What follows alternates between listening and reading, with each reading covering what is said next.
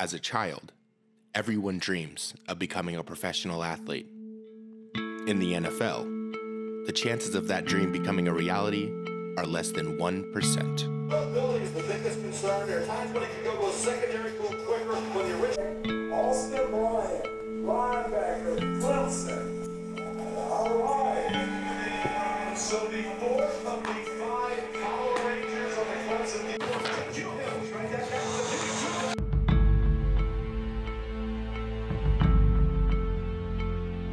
I grew up in New Orleans. Then he went to Texas. My job took me around, so he pretty much, but mainly New Orleans and Texas. Jocquez Kalili was born February 29, 1996, to Johnny Green and Jocquez Kalili. For the first 10 years of his life, he lived in multiple cities in the United States. Most of his childhood was spent in New Orleans, Louisiana, and Stafford, Texas, with his grandmother and great-grandmother and half-siblings, John Lay, Lay John, Johnny, Prince, and Kenneth.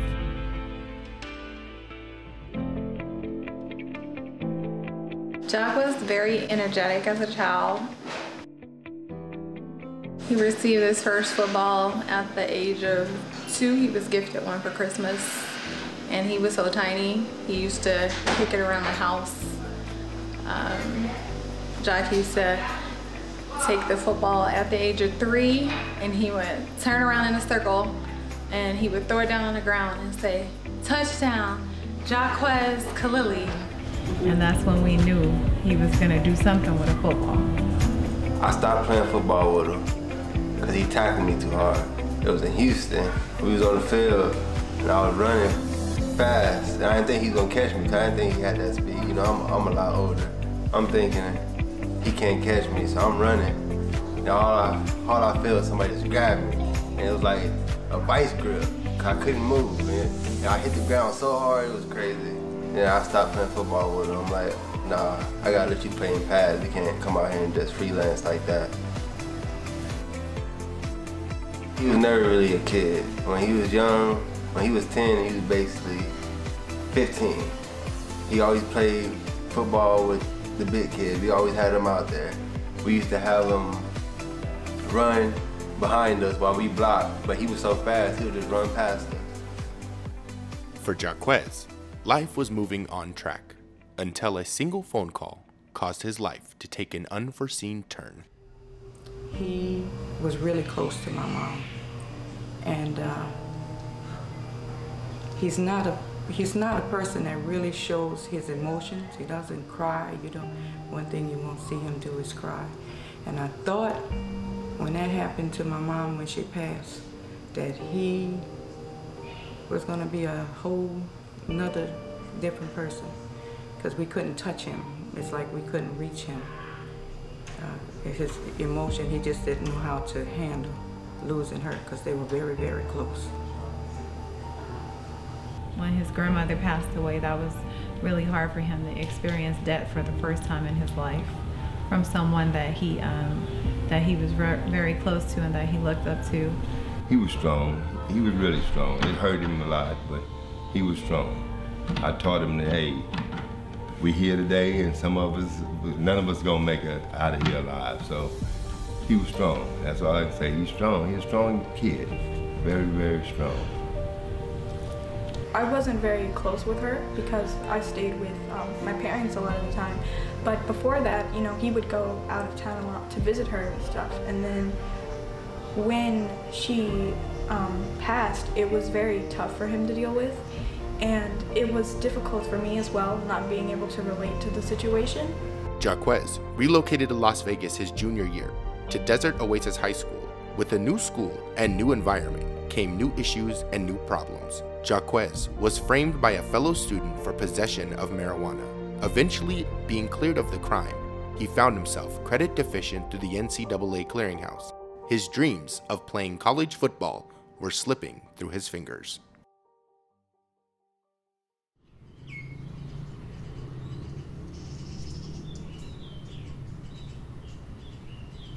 I got to know him pretty well because I had him I had him in algebra and geometry and algebra 2.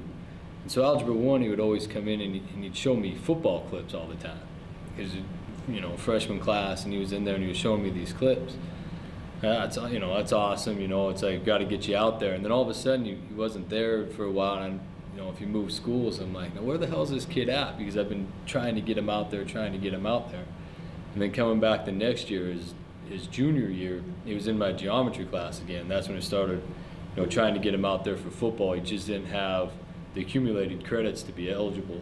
So we would talk every day in geometry class, you know, and just about playing football and everything. And that year he ran track because he got to his credits.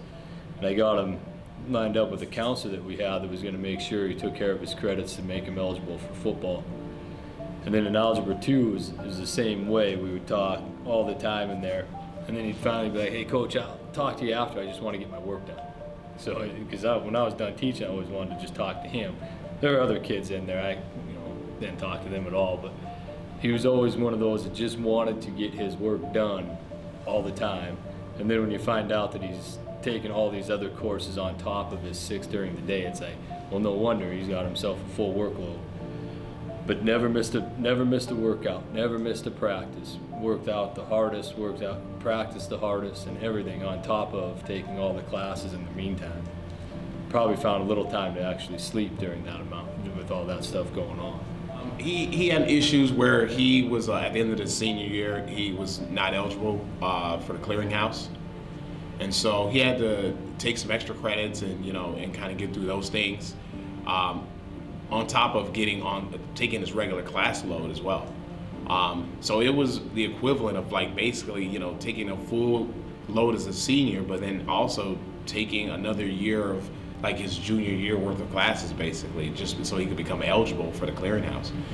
And he did it, and he never missed a workout. He never missed class. He was still there, and it wasn't like he let anything else fall off of that. And he had his goals in mind, and he knew what he wanted to do. He wanted to go on. He wanted to play football at the next level. He knew he could play football at the next level. But in order to become eligible, he had to get those things done and take care of those classes. When I took one look at him, I just said, I'm gonna give that kid the ball a bunch. So he was just the hardest working kid, and had he had great vision as a running back. He had an awkward running style. It looked like to me it looked awkward at first, and I just told him, hey, I'm not gonna tell you how to run. I'm going to give you an idea of where to run, and then I'm going to let you do your thing. And once I told him that, and he got the freedom to kind of be creative with his running, he used his vision, and it was just incredible.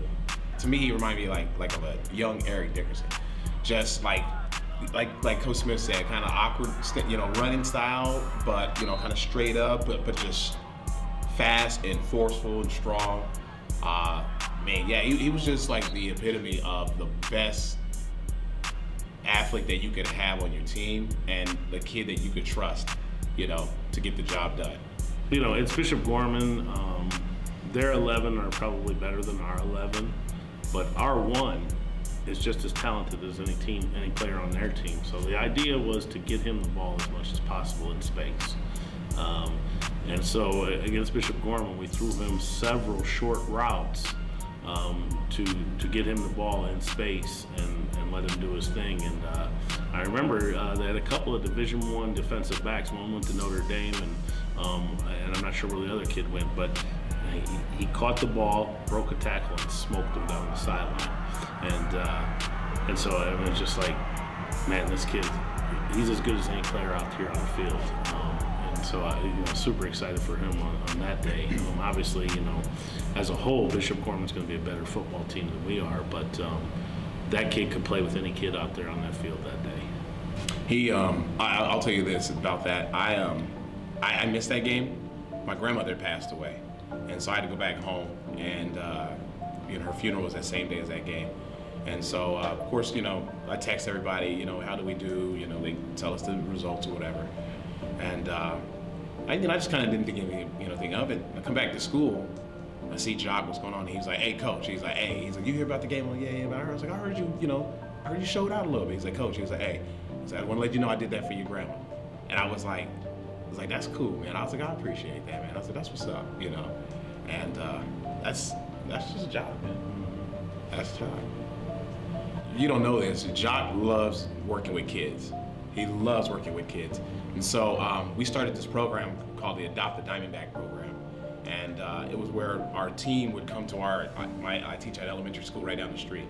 And so every kid on the team went inside of a classroom and they would go read to the kids or, you know, do whatever.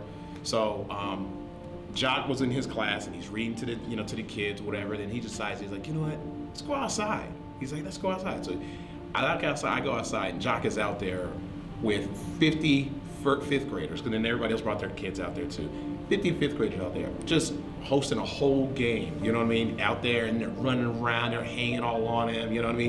He's like the Pied Piper of fifth graders out there. It was crazy, you know, and they just love him. And just recently, for our Nevada Reading Week, I asked him to come in, and he came in, and he once again, the same thing. He came in and read to the kids, and he talked to them about the importance of education and working hard and listening to your teachers and setting goals.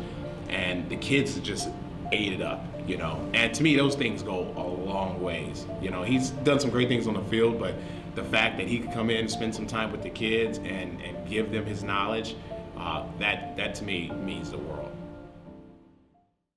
After playing one season for Coach Scott Staudinger, Jocquez left behind an arsenal of records, holding the most rushing yards in a single season and game, the most touchdowns in a single season and game, the most points scored in a single season and game. Jocquez was named first team All-State after rushing for 1,633 yards and 23 touchdowns. Conference coaches named him Offensive MVP for the Sunset Conference, and an imprint at Desert Oasis that still shows today. Jocquez advanced and achieved his dream of playing Division I college football as a walk-on for the University of Arizona. After only one season and seeing no playing time, his dream of a continued college career seemed to stall.